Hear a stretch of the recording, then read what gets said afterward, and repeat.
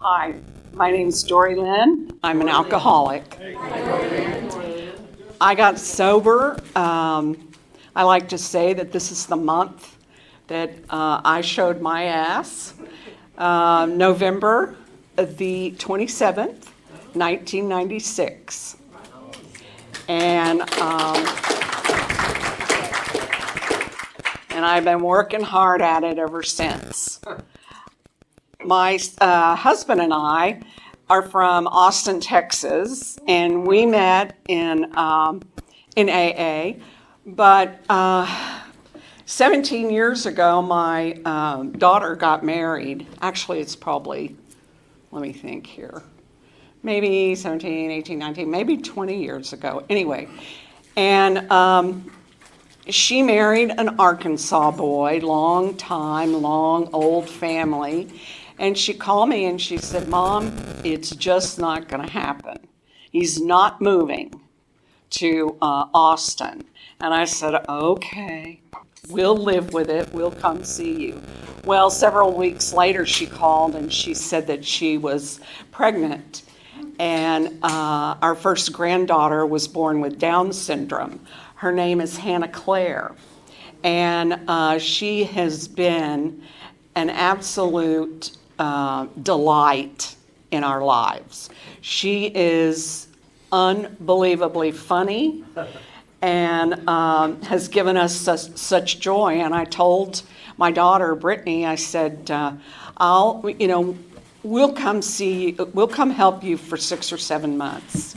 And so 17 years later, and another granddaughter, how many do we have? 10? Yeah. We're living in the same woman. We're living in Fayetteville, so that is how I arrived here. My home group is Dixon Street Group in Fayetteville. It's in a Methodist church on Dixon Street and College, and it's at noon. We have noon meetings because Bob and I don't drive very well at night anymore, and we're, of course, I drove all the time, impaired, but we've decided we're going to change that. The big book says what we were like, what happened, and what we are like now. So I'm going to tell you a little bit about what it was like. I am the oldest of 3 children. My mom and dad were school teachers, and we moved quite a bit trying to go to different levels of education.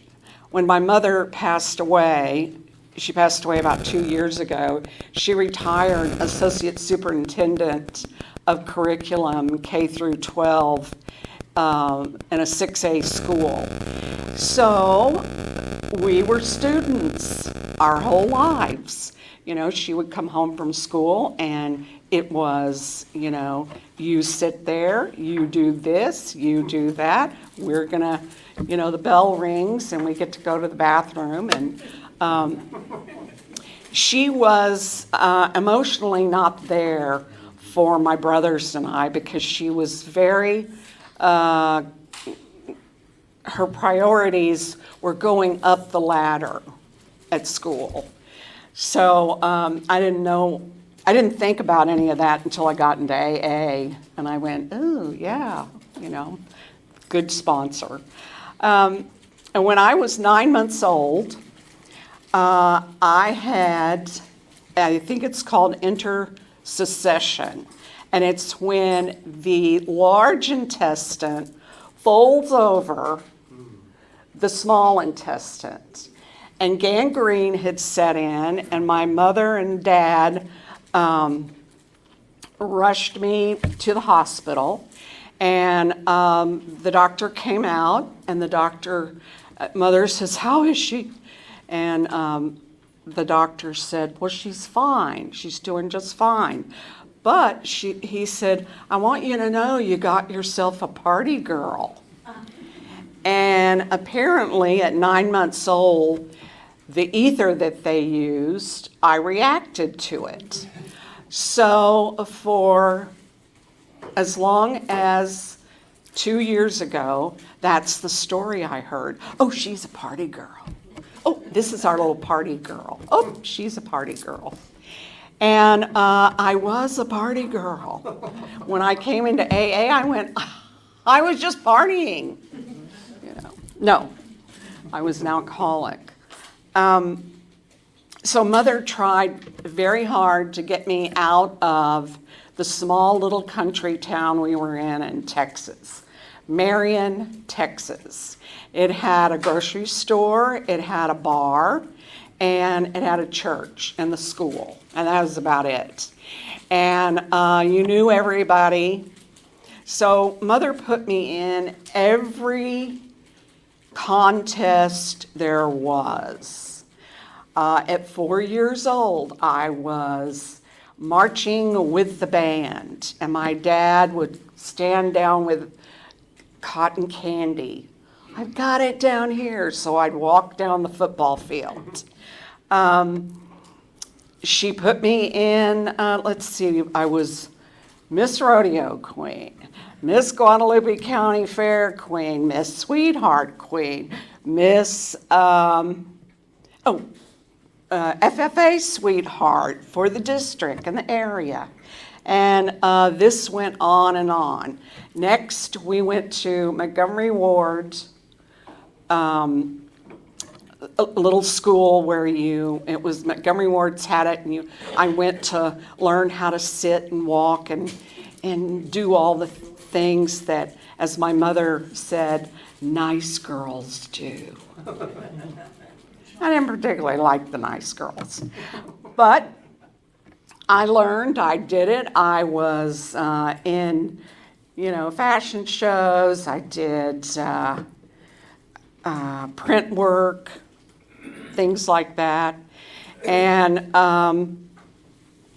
my mother didn't want me to, the girls at Marion at the high school, they were already having children and marrying their junior high sweetheart, things like that. She wanted me to not do that, so she put me in opportunity places.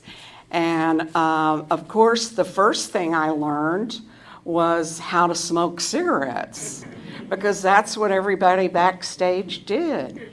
And then I wasn't too much older, maybe 13, 14, they had wine. And we learned how to, it was only for the older women that were there, but, it was, here, hon, this will make you feel better. Well, of course it made me feel better. I could walk down that runway. I could walk down that field. I could do anything. And for the first time ever, I belonged. Now, when I was growing up, I had 7 male cousins. And today I have, let's see, I can't remember. Anyway, I've always been around men. My father taught agriculture and coached basketball, so the basketball team was always over. All my nephews, all my cousins, they told me, if you want to play with us, you're going to have to get your knees bloody. And of course I went, bring it. I can do it. So in being with all of this family member of men, I learned how to, spit. I learned how to shoot a gun. I learned how to throw a baseball, catch a football. I also learned how to drink. This is how you drink the beer. This is how you roll the joint. When we wanted to go to the drive-in, who was put in the trunk? Me. And that's just how I grew up. So I didn't have any women friends at all. When I moved into Austin from San I I was still modeling and doing all of that stuff just to make money. And the one thing that I remember was that Maybelline came into town. And, you know, at 14 is when I started and learned how to drink. And I wasn't drinking that much. It was, Fridays or Saturday, not Friday, Saturday. And Maybelline came into town, and there were thousands of girls that were trying out for Maybelline. And I had made it to the top 5. And I thought, I'm going to get it. I'm going to get it. This is my ticket out of town. And I got so drunk that night that when I went back for the close-ups and the television, all of this, they said, they looked in the camera and they go, "What happened?" I said, "Yeah, I was so hungover." I got married, been married 3 times, and I found out in AA that it was romance and alcohol that I had in common with both of them, the first 2. That's all we knew, and that's all we did. And of course, I too, I think Maggie touched on this, came from an era that everybody drank, everybody smoked. It wasn't like Chloe's dad is drinking. It just wasn't a secret. We just all drank. I didn't stay married to my first husband, and on the second marriage, I have 3 children. I drank with my first pregnancy all the way through until I was, the day before I delivered her, I was hungover. I drank for the second and third child, I drank with them too. I was drinking and smoking. I lost jobs. I really just was a drunk. That's all I did. If it was time to drink, it wasn't just one or just wasn't a little bit, it was a lot. And God, my God, was so nice that he let me black out. So I don't know how I got from here to there, ever. But I will tell you what I do remember are the looks on my children's faces the next day. The looks of whichever husband it was. The looks I will never forget. And so what did I do? I drank again. I went, we'll fix it, so I don't have to remember that. I'll just drink again. Well, in November the 27th, 1996, we had a huge Thanksgiving. Huge. We had my family, the kids, we had my sister-in-law's family, her mom and dad, my mother, aunts, uncles, kids, and I knew driving down there, I said to myself, I'm going to help serve, and then I'm going to wash all the dishes, and then it's going to be my turn. And when I woke up, I had been in the back seat of a 1989 Ram Dodge with a friend of the family, and as I'm looking through the window, everybody is looking. Mother's going. The grandmother over here is going. I swear I felt like I was in a fishbowl. Well, the next day, it was Rehab Dory. And it was outpatient. My husband divorced me. My kids did not want to go with me. They didn't want anything to do with me. My brothers wouldn't talk to me. Of course, the other side of the family, which was her in-laws, I was like, I could have been a piece of a deer hanging up, that they had gutted. They just went, no, not her. We're not going to do anything. So there I am sitting in my brother's car, who is now telling me exactly how he feels about me. And I'm going to Shoal Creek. Shoal Creek in Austin is where they take people that have tried to commit suicide, or that they're, getting them off of drugs and putting them on different drugs, reestablishing their medication. And I was sitting in the waiting room, and I saw this woman walk by the window. She just, and then here comes this long-haired guy, kind of like, and he stops and he pukes in the trash can. I sit there and I go, well, I'm not that bad. So the lady calls me in there and name, all of that stuff, and then she says, did you want to kill yourself? Yes, I wanted to kill myself. The whole family saw this. And my brother's going, don't say that. They will put you in there.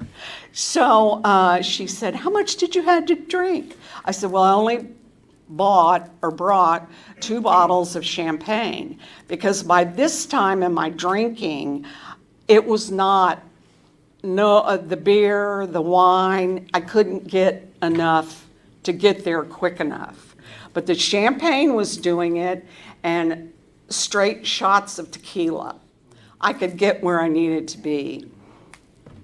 And I said, I just had, that 1 bottle of champagne. And my brother goes, I don't think so. She had the 2 bottles of champagne. She had a box of wine. She had a 6-pack of beer. And I'm arguing with my brother that I did not do that when I don't know what I did. That was what happened to me. I would drink and I would black out. And some nights I came home, some nights I didn't. I'm manipulating, only because I didn't, I was just drunk. I'm not justifying it, but that was what it was like. Some of the things, like my mother had breast cancer, and I went to the hospital drunk. And during my journey in AA, a lady that I was sponsoring had breast cancer. And she said to me, would you spend the night with me? And that was my amends to my mother.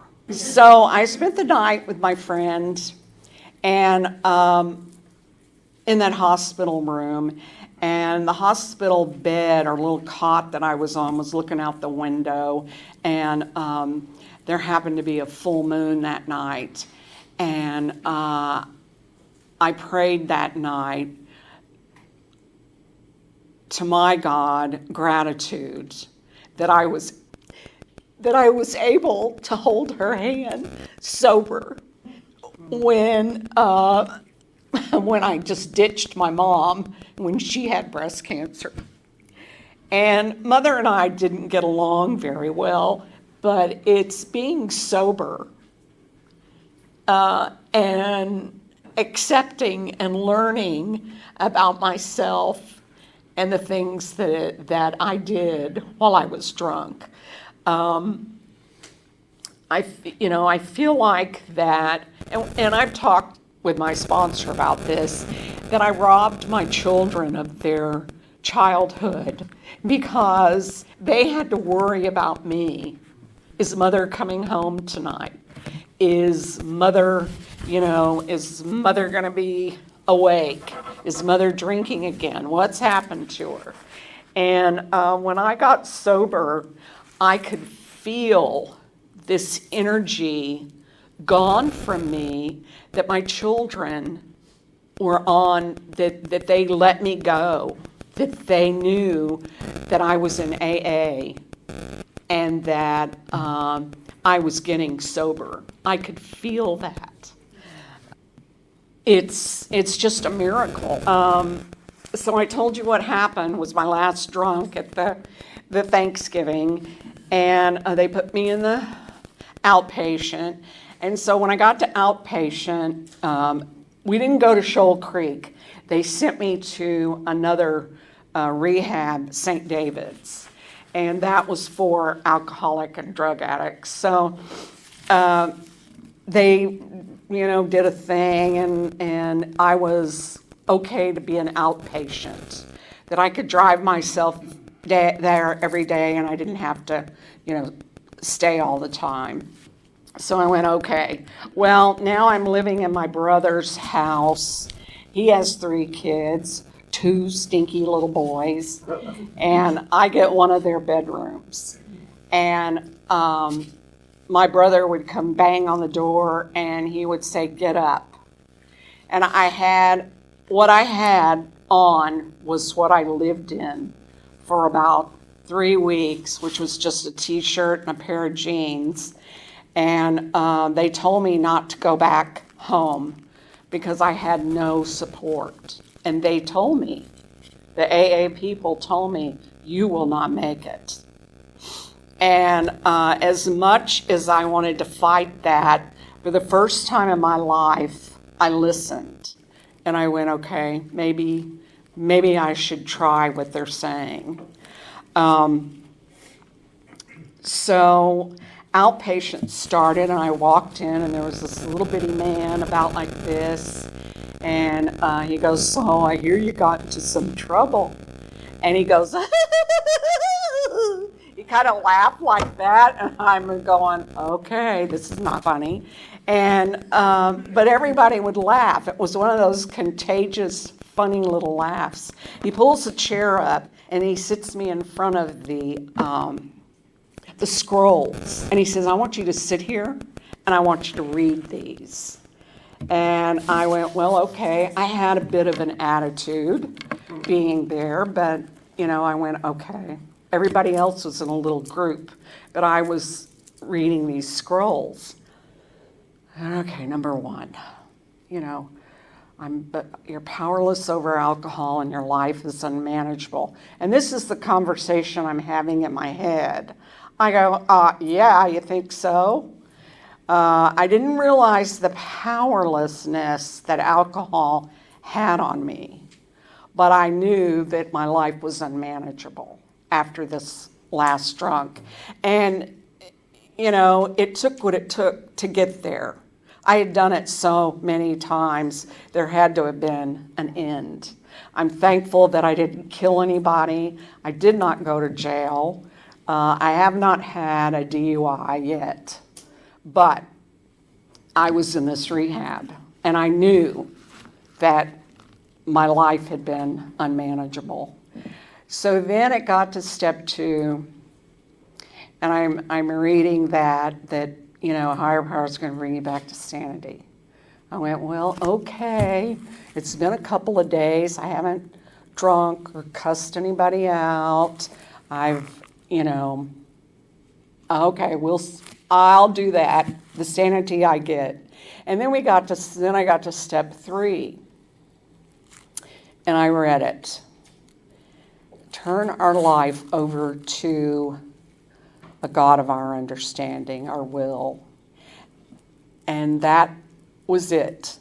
I said, okay. I said, I have been drinking since I was 14. I am 47 years old. Nobody wants to be around me, and I will do this life your way from this day forward. And I have, slowly. I have done what my sponsor said.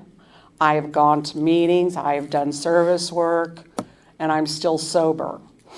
But before I could get out of the outpatient treatment center, they told me that I had to find a group, and I had to pick up a chip, and I had to eventually find a sponsor. So I went home and I told my brother, I said, oh my God, they want me to do all this stuff. And he goes, well, there just happens to be a meeting down the street, Brushy Creek. He said, you're going to get in the car and we're going there. And that's kind of how my brother treated me the whole time I lived with him. He was in charge. And so my first year of sobriety, I slept. My sister-in-law had a cleaning company. She'd hand me a broom and a bucket, and she said, here's the 3x5 card, clean it, and bring back the money. Okay. My second year of sobriety, I cried. Cried at the meetings, cried at the grocery store, cried driving, cried. My third year of sobriety, I was angry. You couldn't do anything right. I was so angry. Because I was the type of person that all these years drinking, I had my little bag all in here, all filled up. I'm not going to say anything, like, stop doing that, or I don't want to go here. I wasn't going to create any confrontation. I just drank and saved it for later. I was one of these, okay, one of those, I just kept them all in my little bag. And so during my first year, they said, my brother, the people at outpatient said, you've got to get the chip and go to the meeting. So I went to the meeting, and wouldn't you know, it was birthday night. And everybody, there was a cake, everybody was happy, everybody was smiling. And I walked in there and go, don't they see me? Can't they see how upset I am? Poor me, poor me. A woman stood up and got her 13-year chip. Her eyes were so clear. Her complexion was glowing. And she was happy. And I went, and she's an alcoholic and she hasn't drank for 11 years? How does that happen? Another lady got up, she cried, she only had 2 years. There were a lot of people saying the same thing that Maggie, Sandy, that we all say. We had a bottom, and I went into Alcoholics Anonymous. So I, after it was over with, well, I have to back up. We were all in a circle, and I felt this tap on the back of my shoulder. It wasn't, like that, but it was kind of a push. And I'm sitting against the wall. And I got up, and I got my chip, because that's all I was supposed to do, so that I could get out of the outpatient. I mean, that's how sick I was. I didn't even have to go to outpatient if I didn't want to.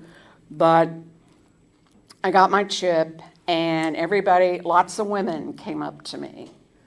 Here's my number. Here's my phone number. Come back. Not literally, but I was bloody from my hands to my knees, having to crawl into that meeting. I did not want to be there. I was so embarrassed.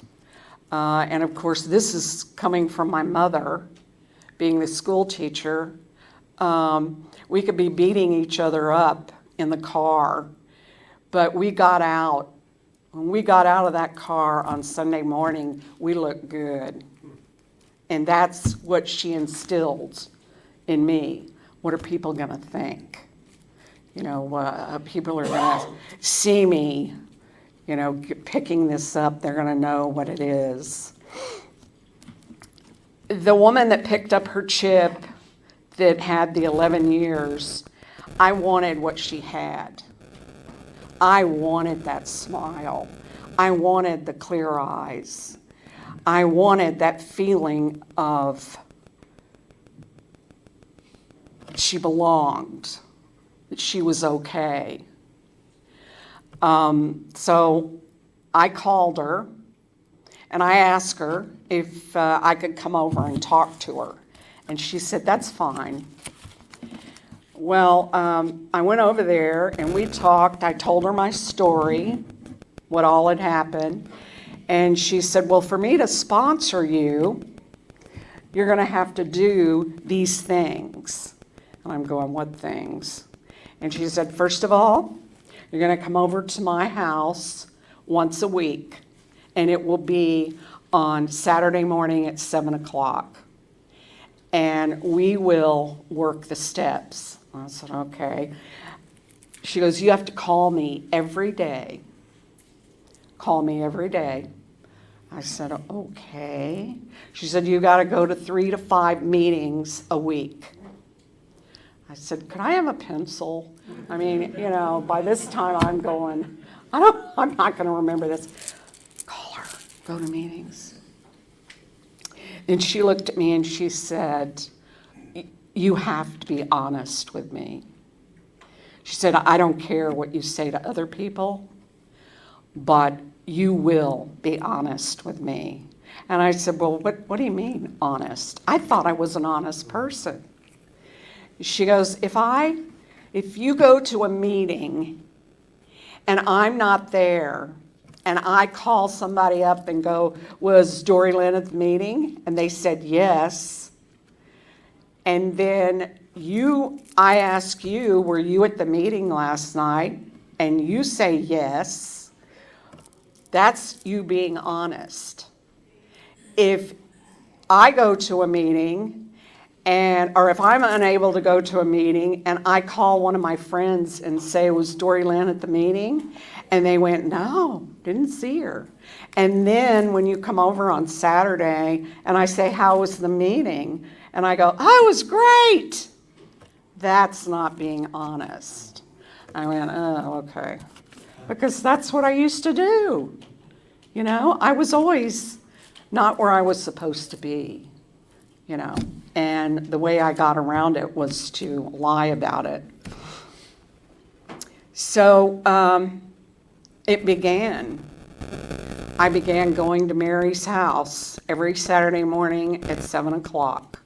And we worked the steps. I did everything that Mary told me to do because I did not know how to do it. I did not know how to eat. I did not know how to talk to you. I did not know how to tell the truth. And I didn't know how to pray. But she taught me all of that, as well as the people in AA. One of the women, and I'm going to talk about women a little bit because the women in AA saved my life. They saved my life. They were there. It didn't matter who it was, where they were from. They always had their hands stretched out. And I knew that I could always go to them. There was a woman, her name was Theo.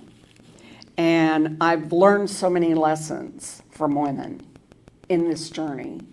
And Theo got sober in Colorado at Hazelden.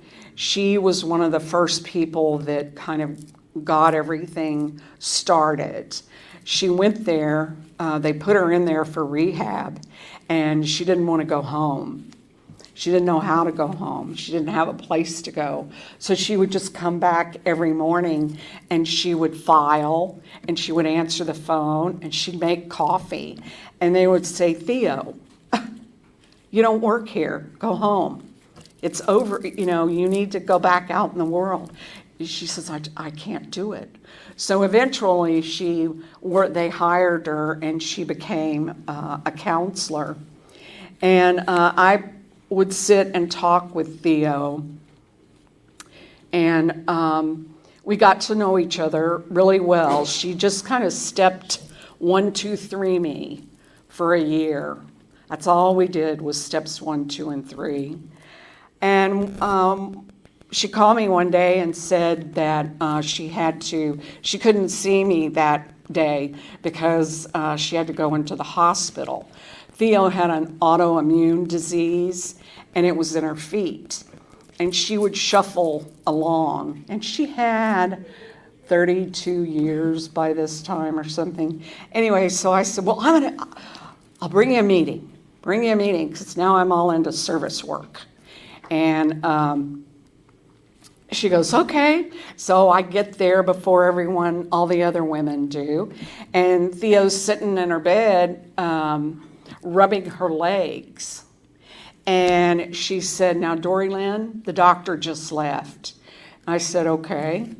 And now when I tell you this, you must know that it is nothing to drink about. I went, okay.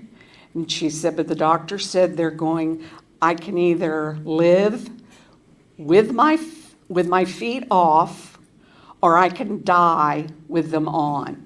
That's how far her disease had gone. And she goes, I'm going to leave. I'm not leaving without my feet. And that was her decision. But it was what she said. This is nothing to drink about. And I'm going, what? Oh, well, yeah, it is. I would have been drinking. But Theo didn't. Theo died with her feet on, and I will forever be grateful for her for that comment that she made to me, because I was sponsoring a young girl, and she called me during this time of year, and she said, my dad killed himself. And I said, Tasha, I'm sorry this has happened, but it is nothing to drink about. And, if I were drinking, I would have drank. Tasha would have drank. But we had to be reminded that this is not who we are anymore. I am a different woman than I was before I came into AA. I've learned a lot of things about myself, the good and the bad. And the bad and the admittance and accepting of it is when I stand here and speak, or when I share with another woman that the things that I have gone through. Today, my daughter is, she just got her master's in nursing. Hannah Claire is 17 and rules the world. Hannah Claire will say things like, I'll say, so how was school today? Good. I say, going back tomorrow? I'll have to think about that. And it's things like that Hannah Claire says that just makes us all glad that we're in her life. I have another granddaughter that's just tall, beautiful, plays volleyball. I have one son that has joined us in AA, which I'm thoroughly excited about. He called before we came here and he said, that he's an engineer. I mean, it's by the grace of God that my children have turned out the way that they have. I mean, it's not that they don't have their own problems, which some of it is drinking, but I treat them like I treat the people that I sponsor. I don't give them advice. I don't tell them what to do anymore. I share my experience with them. And they ask me to come eat with them. They ask me to come babysit the kids. They like me. So that's due to this program. But my son was going to a workplace get-together. And he goes, Mom, I don't know how to act. And I said, well, you go get a Coke or a bottle of water, and if somebody says to you, oh, you got to have a beer, you got to have wine, you just say, I don't drink. And he goes, and then they're going to say, what? You were drinking, the other time. And you go, well, I have to drive. Just make something up. They don't need to know, what happened. So I sent him a text today and asked him how his Tinder was. And he said, oh, I met some new people and nothing happened like he had projected. This is where it goes nuts when I get into here. And I told my sponsor that I was going to be doing this today. And I told her, and let me tell you where I went. I got to buy something new. I got to get some new shoes. I got to get my hair cut. I got to get my nails done. She goes, Dorylyn, it's not Madison Square Garden. I went, oh, yeah. So she goes, just show up. I have to constantly be reminded, just showing up. I do have, my third son is the son that says, I don't want to hear any of your gobbledygook bullshit AA. And I accept that. Our relationship has gotten better, and he's kind of going, maybe these AAs have something. I'm going, well, we'll see. It is attraction rather than promotion. And the attraction is the family.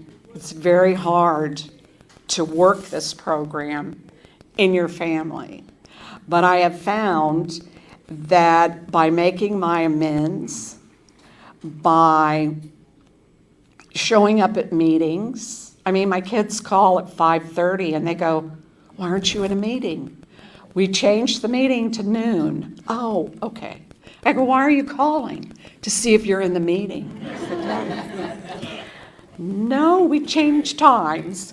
But there is they're seeing a woman that changed, even though I am their mother. They're seeing a woman that is looking at life with different glasses on. They're seeing a woman that says what she means and does what she means. They were the ones that I was the mother that you see at the ball game that, he was not out. Can't you see that?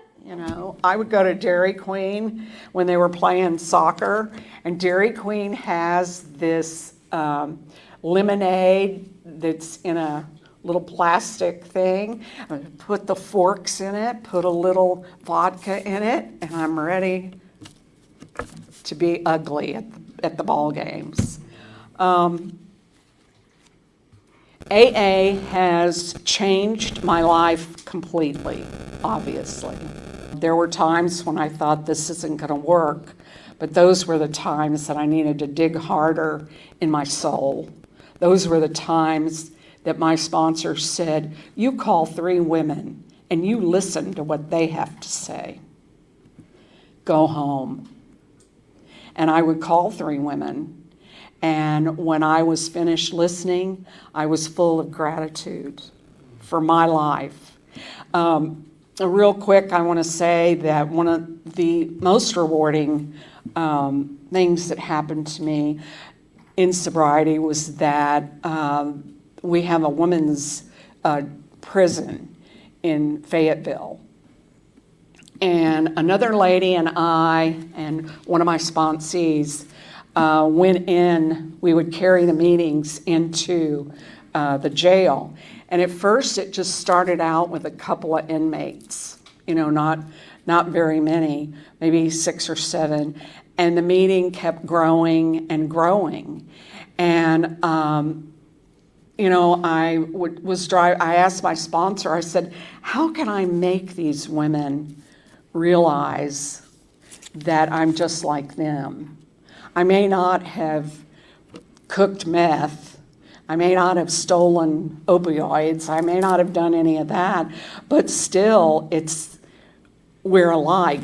We're that link that Maggie was talking about. So I prayed about it. I slept on it. And the next time we went to the meeting, it was larger. It kept growing. I said to them, my name's Dorylyn. I'm an alcoholic.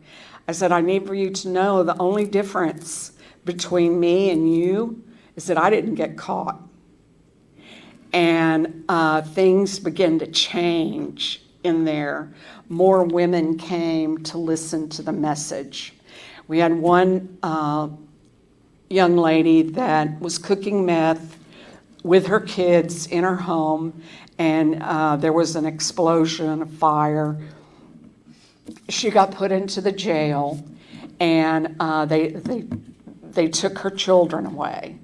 And I was sharing with Maggie, I'll never forget, she was so angry when she got that letter from the state that they took her kids away that she was shaking. She today is 17 years sober. She got her child back. She manages a Goodwill, and Habitat for Humanity is building her house. And she attends meetings on a regular basis to share the message. My sponsor always told me, she said, just touch that one soul.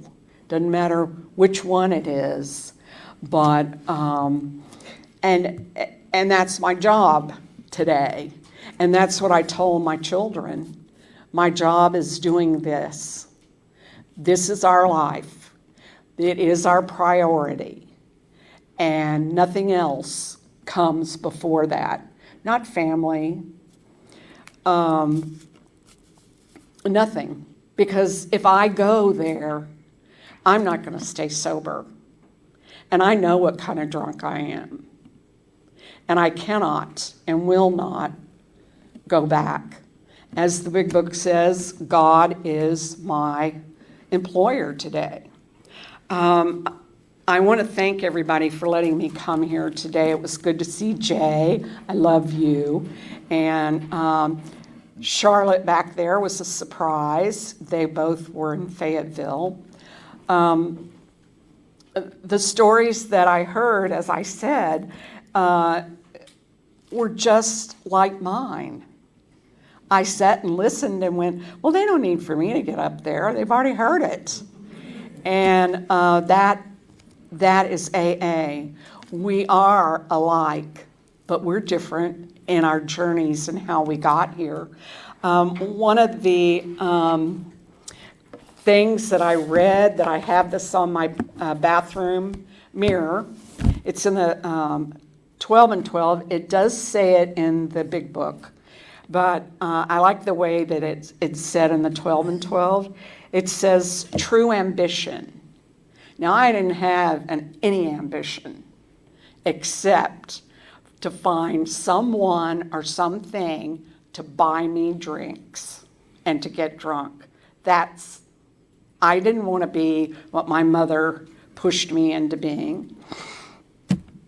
But on page 124 of step 12 in the 12 and 12, it says, True ambition is not what we thought it was. True ambition is the deep desire to live usefully and walk humbly under the grace of God. Thank you for all being here.